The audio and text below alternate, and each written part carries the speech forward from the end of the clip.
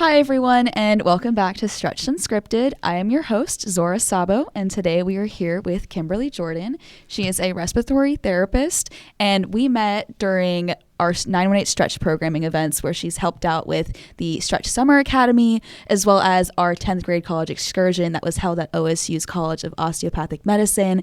So we've known each other for quite a decent amount of time. But before we get started, I want to thank our sponsors really quickly. So Telegen Community Initiative, Blue Cross Blue Shield of Oklahoma, as well as Catalyst Co-working and Oxley College of Health and Natural Sciences. So welcome. Thank you. So I want to talk more about you being a respiratory therapist. When people are considering healthcare related paths or professions, most people just think about doctors, nurses, physical therapists, things along those lines. I don't believe a lot of people know that respiratory therapy is an option. So how did you end up going that way? When I first got out of high school, went straight to college, I went into special education with a dual major of speech therapy. After having children and end up being divorced later on, I decided that was not a path I wanted to go. So I knew I didn't want to be a secretary. That's what I was doing at that time. And my brother's friend just said, hey, I got into this respiratory program. Mm-hmm. I'm an asthmatic, been in the hospital my entire life, multiple times. Every season it seemed like I was in there. And I thought, I could do this. I can give breathing treatments to somebody. I know what that's all about. So I looked into it and everything fell into place. I got interviewed. It was told that it was a 2-year waiting list. Mm-hmm. The only thing I had to take college-wise was anatomy and physiology. But within 2 weeks, I was offered a spot, and my financial aid came in 2 weeks, which we know never happens. Mm-hmm. And it's just, I was ready to go in 4 weeks. So it just landed in my lap just by a mere conversation. Mm-hmm. And I thought, I can do this. Didn't understand the extensive nature of, it's more than just breathing treatments. Yeah. It's very extensive. So that's really, I went from one path to not liking the path I was on mm-hmm. to a whole nother path that has allowed me to be in this profession for 34 years. Mm-hmm. So it has provided me well, and I still actually, after 34 years, still enjoy what I do. Which is amazing. We all get tired, and I mm-hmm. would, miss my summer breaks and stuff like that, but it's provided me well, and I've really enjoyed myself these last 34 years. So for someone that doesn't know the daily routine of a respiratory therapist, what are some things that you typically do on a daily basis? It really depends on where you're at. A lot of people just think it's breathing treatments. It's not. There are some therapists that's all they want to do. They mm-hmm. just want to do breathing treatments. What I have done in my past, I have worked everywhere from the NICU, PICU, neurotrauma, open hearts. I've done all of those. Mm-hmm. And so there's a lot more variety than people realize.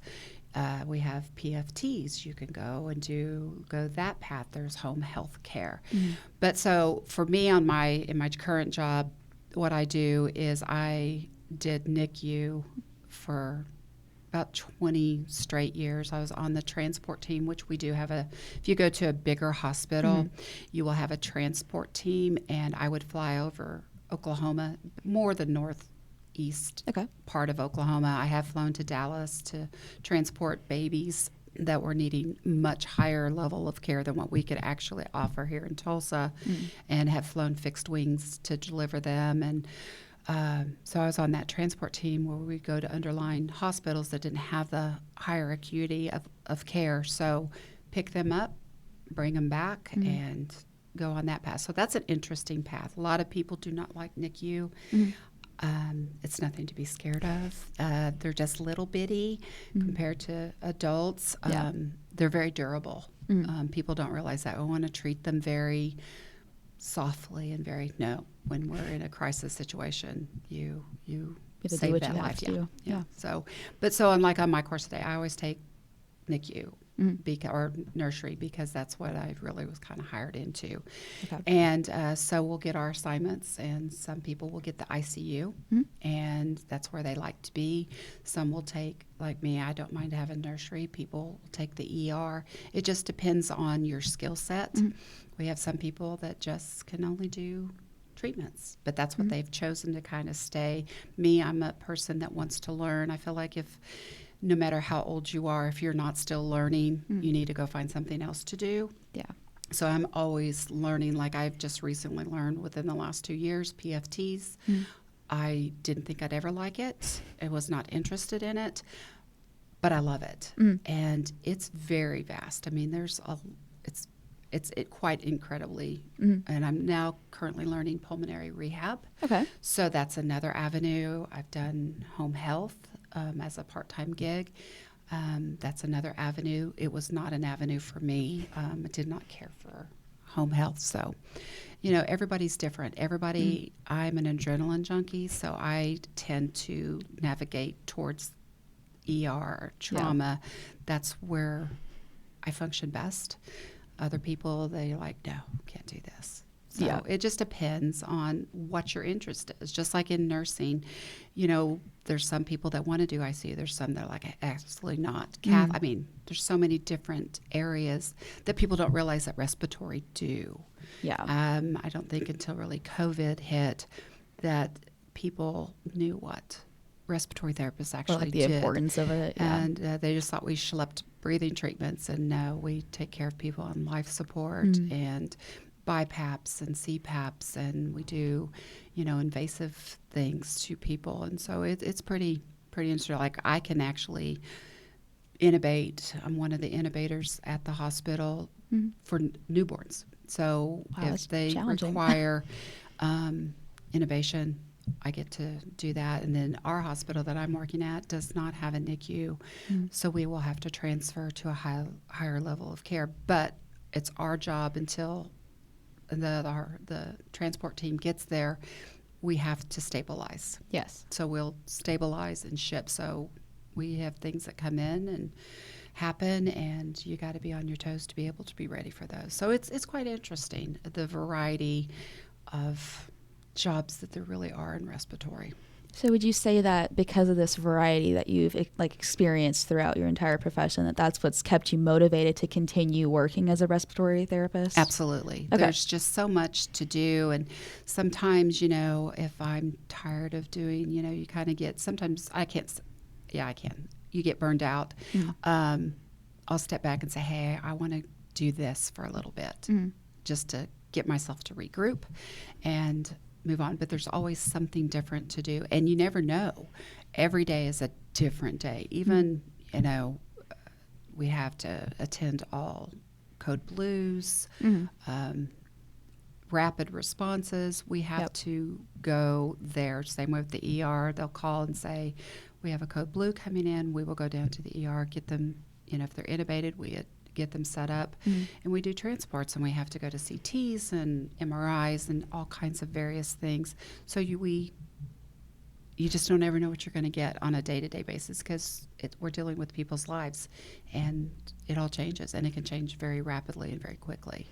Do you have a very memorable story that's kind of just in your brain that's kept you going? Because I know you said that you were working with transport through flights between different cities across Oklahoma as well as Dallas.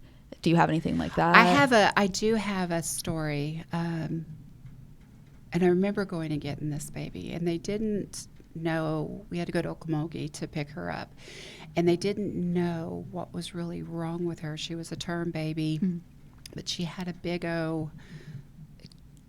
protrusion on her side, and they didn't know if that was a tumor or what it was, because it was incredible. And so picked her up. I still remember her name, and she came to us, and we came to find out she was missing, her ribs were all deformed. Oh, wow. And it had into that pouch, her stomach had moved over some of her lungs because it had to make room because of her deformed ribs. And she ended up becoming vent dependent. But as she got older, so she had a trach. And she lived with us, I think, for the first 2 years of her life. And they would send her to San Antonio, and they had put in titanium ribs. And if you can imagine a crutch, and you know how you pop in the crutch and you extend it, that's how they would do every like 6 months or growth spurts. We'd send her to San Antonio, and she would get those expanded. Oh, wow. As she grew. And up until she did pass away about, I think she was 19, but she was going to college. I still remember that one. She has such a place in my heart because she endured so much from the time she was born, actually until the time she passed. But she never had negativity. She was just a joy, an absolute joy. And so, yeah, she's one of my memorable ones because I was there from start to finish with her. And that was, like I said, I still remember her name. Well, it's just amazing. Yeah, it was incredible Yeah. procedure to see them. You know, we couldn't do it here in Tulsa. They didn't have a specialist to be able to do that. But yeah, she had titanium ribs, and it looks like the old metal lunch boxes, that's what they look like, the handles. Okay, like little, yeah. Yeah, so if you see an x-ray of her, it looked like little handles. Oh my gosh. It was incredible.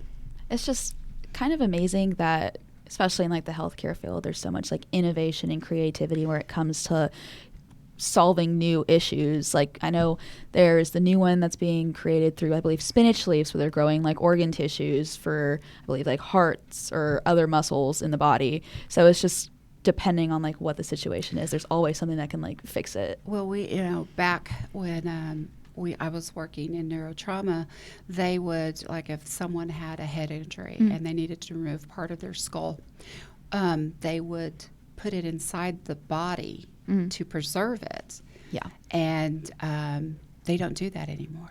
They make 3D printing of whatever. I mean, like if you lost an ear, they would sew that in until the healing process, and they could reattach it.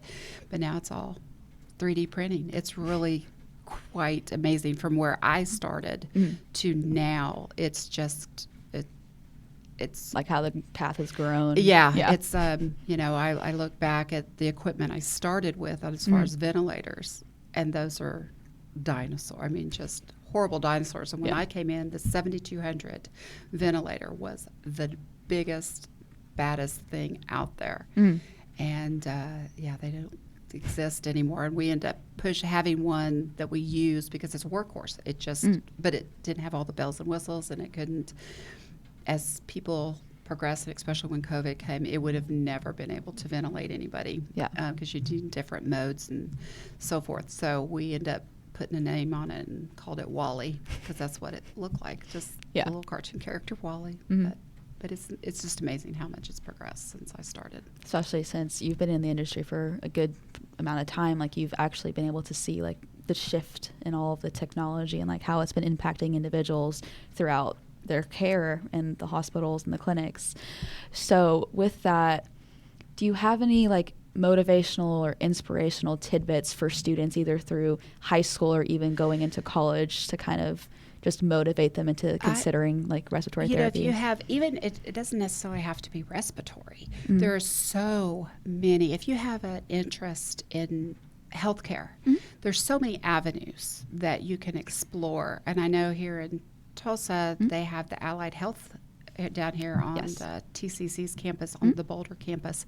And they have so many things that you can do that people don't realize. Like me, I had no idea that the respiratory therapist was a thing when I was getting breathing treatments. I just thought it was somebody that came in and gave me my breathing treatment and went on about their business. I did not know it was a profession. And so I would recommend, if you're interested in respiratory therapy, go talk to the Allied Health. You don't have to commit to anything. You can go and ask your questions, fill it out, look at it before you make that decision, and look at other options, because, knowledge is key. Yes. You have to do some research to be able to better yourself. So I recommend just go to the Allied Health and say, I want to speak, with a counselor or someone in the Allied Health that can show me career paths that would be in my field of interest. Yes. Yeah. So that's what I would totally recommend. Is it's not going to cost you anything other than time. And, if you want to better yourself and go far, healthcare is not going anywhere. Yeah. So that is one field that you can't really go wrong going into it. And I know you mentioned earlier that when you were considering going into this path that you were only required to take anatomy or anatomy physiology. Do you know if that's still the case? No. Certifications? I had already been to college.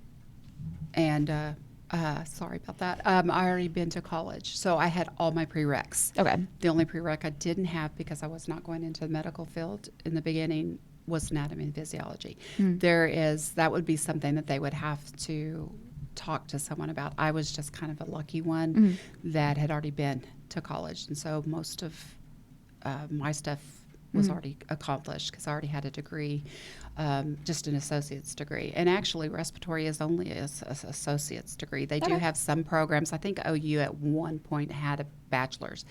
I don't know of any colleges in Oklahoma that actually offer up. I know they have online classes. I don't know if that's beginning to change as the profession has gotten more spearheaded into that. I know they have come out with an advanced practitioner for respiratory. I saw that the other day, which we were so excited about, that it's actually moving forward and people are really knowing what we do, because you say I'm a respiratory therapist and they just kind of look at you. Yeah.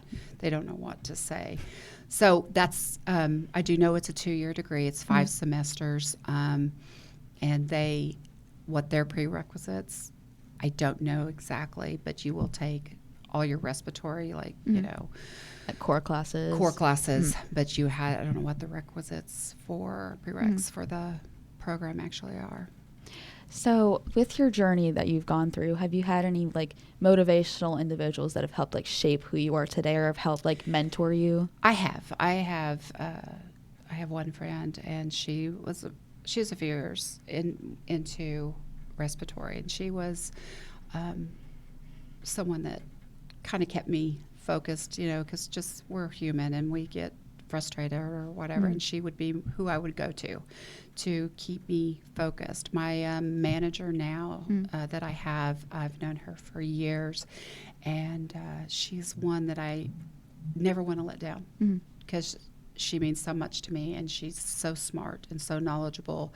She's my person. She's my sounding board. She is if I have questions, I know she will know the answer. And if she doesn't, she'll find it out for you. I had a nurse, one of the charge nurses, and I called her the Barracuda, because she would put you, even though I was a respiratory therapist and I was not her staff, she would still put you through your paces, because that was her unit. And if you could not hold your own, she didn't want you in there.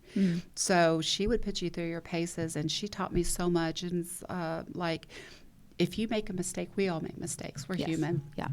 Own your mistake and admit your mistake, because if the doctors find out and you've lied about your mistake, there is no respect for you, and you won't get it back. Yeah. And, if you have, and she always told me, if you don't know an answer, it's okay not to know an answer. But you tell that person, I don't know the answer, but I will find an answer for you. But on the flip side, you have to go back to that person. Don't just say that offhanded just to get out of a situation. You go back to that person and say, I have your information that you need, because that builds a trust rapport. And in the medical field, I don't want someone that I'm depending on when I'm taking care of a patient's life that I don't trust. Yes. It's very important. And it goes for doctors, nurses, supporting staff, everybody. It's if you have to trust who your team is, because if you don't have that trust, there's breakdown. Yeah. And communication is key as well. So for these students, would you say that prioritizing like networking, just communication skills, building up that rapport between individuals, as well as just the respect with one another, is just really key for going into healthcare?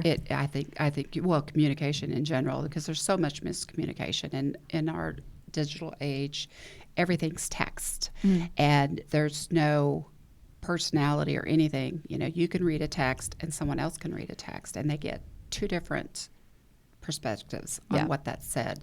So yes, I have no problem going up to like I get an order and I don't understand that order. There is nothing wrong with going to the physician and saying, okay, I need to have you clarify. I'm not quite understanding what you're wanting.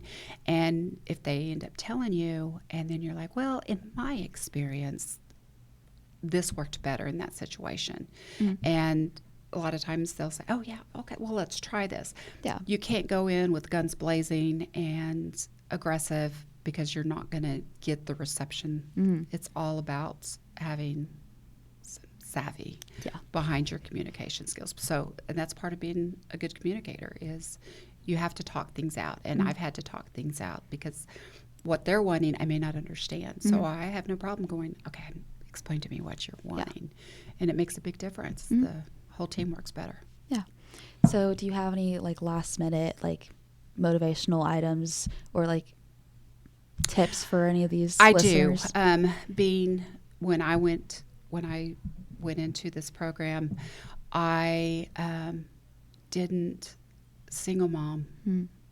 Income was not very good, but I was determined. Don't let anything stop you. Yeah. If I had a friend who she kept saying, well, I don't know how I'm going to afford it. Finally, I got tired of listening to her.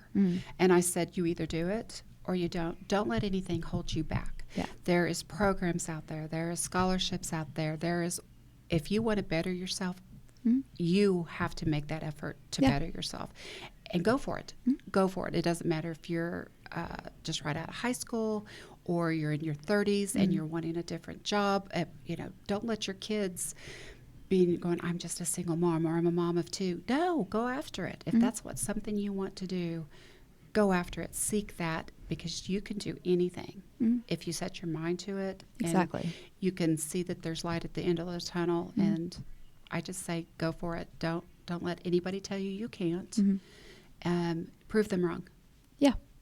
And don't let yourself tell you can't. Prove yourself wrong. Oh yeah, which is sometimes hard, but you can do that's it. always my big motivational is to do that. I have a situation where a girl, I told her this all the time. She was a cafeteria worker, had single mom twins, and I kept telling her, you need to go check into this, because she always said she wanted to better herself. And I'm like, you can do this. Finally, about 5 years later, she did it, and she completed the program. So it can be done. It can, yeah. It can be done. Well, I want to thank you for your time and joining us today. I enjoyed our conversation a lot. It was really informational. But before we end, I do want to say that thank you all for tuning in today. You can find this podcast on Spotify and on YouTube. And please remember to like, comment, and subscribe for us. And please go ahead and follow us at 918 Stretched on Instagram, as well as all our other social media platforms. But until then, bye, guys.